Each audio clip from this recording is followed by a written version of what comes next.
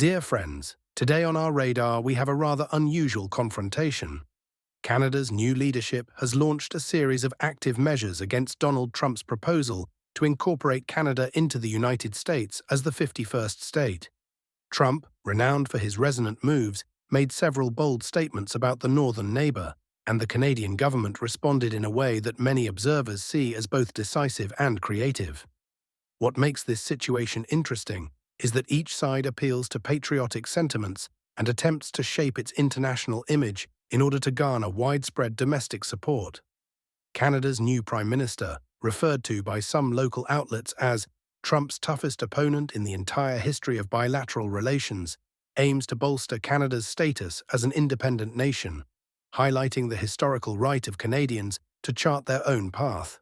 While Trump insists that merging with the United States would grant Canadians lower taxes and a stronger military, Ottawa counters that such a union would compromise economic sovereignty, jeopardize national unity, and potentially lead to cultural assimilation.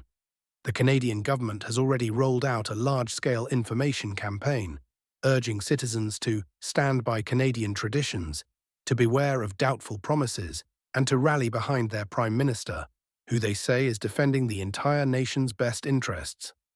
Large Canadian cities are seeing rallies in support of the new administration's strategy to reduce economic dependence on the US and to seek more diversified trade ties. In response, Trump continues a line of rhetoric depicting Canada as a country forced to exist purely on subsidies from Washington. This argument goes hand in hand with claims that Canada's economy would be unsustainable without continuous support from the southern neighbour. Experts debate these claims, since official figures show that trade between Canada and the US is mutual and that Canada sends a major share of its exports to the US market, from which Americans also reap significant benefits. Hence, supporters of Ottawa's independent path argue that Trump is oversimplifying the situation, painting Canada as just another less successful province that can be absorbed. However, it is worth remembering that Trump's abrupt statements do not always reflect his genuine intentions. Indeed, a substantial share of the US public does not take the scenario of annexing Canada seriously, and many Canadians themselves might consider relocating south if business conditions in their own country become too challenging. Meanwhile, Canadian opposition parties have also weighed in, criticizing the government for what they see as overly harsh rhetoric and for initiating potentially damaging countermeasures against the US. It's crucial to understand that all this is unfolding against the backdrop of major questions concerning North America.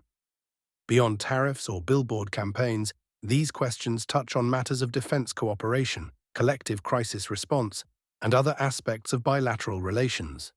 Trump promises to reduce Washington's involvement in what he considers unnecessary commitments, while Canada's new leadership warns that such changes risk undermining regional stability. Observers note that this conflict of interests partly reflects the rise of nationalist sentiment on both sides of the border. Banking on a surge in patriotic feelings, Canada's Prime Minister declares that the country will remain independent and will not bow to pressure from even its most powerful ally. Trump, in turn, maintains that for the US to strengthen its position, relations with neighbors must be recalibrated. Neighbors who, in his opinion, should embrace the American economic model. Many are watching closely because Canada, known for its long-standing anti-Russian stance, now shows that it is unafraid to stand up even to the United States. Some analysts believe this signals Ottawa's intention to claim a more autonomous role in global affairs, free from the image of being Washington's junior partner. Others suspect that the government's high-profile moves are mostly intended to score domestic political points, divert attention from internal challenges, and shore up a parliamentary coalition. Experts see several possible scenarios for how events might unfold. In one, the harsh rhetoric, complete with ad campaigns and mutual barbs, continues until public interest wanes. Relationships might then revert to the status quo, though mutual distrust could linger among political elites. A second scenario is escalation. If Trump backs his words with concrete economic or political sanctions, Canada's government might respond with similar moves, harming both economies given their interdependent markets.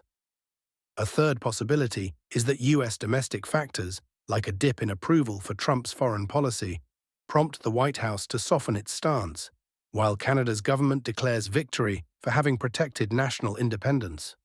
These developments could well influence the future of North American cooperation. If Canada's leadership succeeds in reaffirming its independence, Ottawa might accelerate efforts to forge deals with other external partners, particularly in Europe. Trump, facing criticism inside the US, might adjust his agenda, focusing more on practical strategies for economic stability. In that case, the debate over whether Canada could become the 51st state would end up as another instance of dramatic rhetoric, yielding minimal real-world impact. Still, one cannot rule out a prolonged standoff, with the new Canadian leaders gaining wide public backing as Washington tightens policy to display its might. This could bring new tariff and non-tariff barriers, slowing everything from energy to scientific collaboration. Defense ties, too, could be reconsidered if Ottawa concludes that Trump's plans threaten its sovereignty. Even historically robust US-Canada ties might come into question, allowing other global players to exploit the rift. Nonetheless, the deeply embedded culture of negotiation between the two countries might prevent a genuine rupture. After a period of heated public exchanges, they might return to pragmatic discussions so both economies can thrive. Canada's Prime Minister would continue to rally support domestically, capitalizing on heightened popularity, and Trump might turn to more pressing US matters, such as preparing for the next election and forging ties with other trade partners. Ultimately, this dispute, Trump's attempt to make Canada the 51st state, serves as a dramatic political production that calls into question both countries' willingness to strike compromises, maintain strategic alliances, and treat each other as equal players. Much hinges on whether they can moderate the criticism and renew their dialogue, or whether the push for Canada as State 51 becomes a turning point that shapes the future of bilateral relations and, by extension, global markets.